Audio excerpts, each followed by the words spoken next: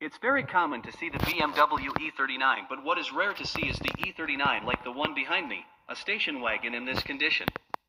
The car we have with us today is a BMW E39 station wagon for sale. What distinguishes this car from others is that it has a front bumper with a Technic engine. When we take the car out of here, we notice that it has a Technic engine and also a full Super Sprint exhaust dedicated to the E39 station wagon. Its sound is very nice. We have an M steering wheel, M meters, and a Dynavant screen dedicated to BMW cars. The car has a Bose sound system that is very excellent and its sound is nice. And the combination of them together gives a very nice mixture inside the car's room, and all the details of the car from the inside as if it came out of the factory today. And since the car is a station wagon, we are definitely talking about the availability of very large storage. The nice thing about the subject is that if we go out here, we have a subwoofer and we also have a tool for the car from the BMW agency.